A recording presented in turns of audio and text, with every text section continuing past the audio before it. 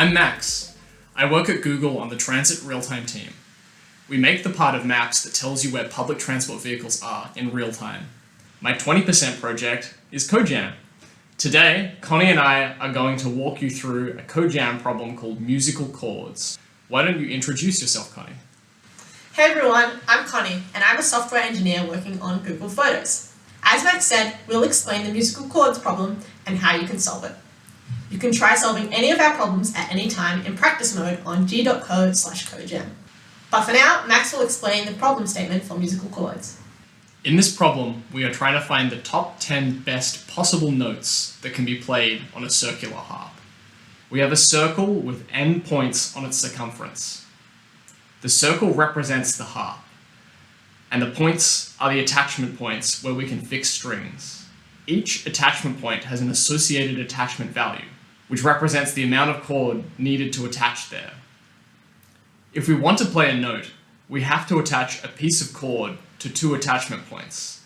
The length of the chord must be the length of the Euclidean distance between the attachment points, plus their attachment values.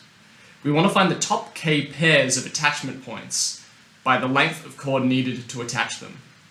Let's take a look at a simple example. Imagine that k equals 1. That is, we are just looking for the best pair of points. The furthest pair of points is this pair. However, this pair may not be the top pair of points. Let's add in some attachment values. As we can see, this other pair has the largest Euclidean distance plus attachment values. So it's actually the top pair of points. Something else worth knowing about this problem is that we're dealing with pieces of chord that we attach to a circle to make straight lines, or circular chords, which we can use to play notes, which make musical chords. It's a lot of chords. So that's the problem. Now let's think about how to solve it. Connie, do you have any ideas? Thanks, Max. To solve this problem, let's consider the points around the circle in clockwise order.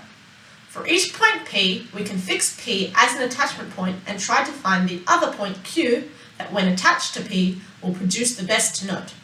That is, the distance plus the attachment values is maximal. If we can do that, we can use the associated pairs to find the solution. The tricky part is finding the other point Q to pair with P within the time limit. Max, can you think of anything that will help us solve this subproblem? So, I have two observations.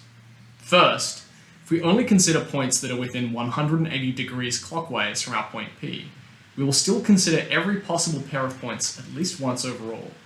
Second, for a single point P, P's attachment value doesn't need to be taken into account when finding the best other point Q, as it's just a constant term. Yeah, you're right. Using this information, we can construct a useful graph. This graph will have multiple curves plotted on it, one for each point in the input. Let's say the ith curve is modeled by the function fi. It has one parameter, theta, which is the point on the circle at theta radians.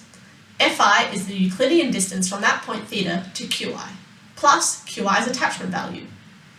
This is only if qi is within 180 degrees of theta, otherwise we don't care about fi. In mathematical terms, if qi take theta is less than or equal to 180, then fi is equal to 2r sine qi take theta divided by 2 plus li, where li is qi's attachment value. So the function looks like a quarter of a sine wave with a vertical and horizontal translation dependent on the point associated with the function. If we plotted this for every point in the input, it would look like this, a set of quarter sine waves with some higher, some lower, and some overlapping.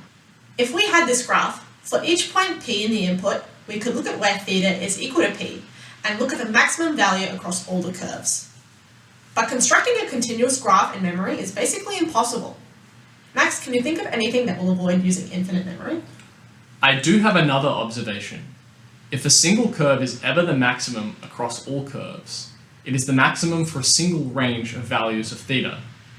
We can find that range for each point by adding curves to the plot one by one in clockwise order. When a new curve is added, its rightmost point will initially represent the right-hand side of the range for which it is the maximum.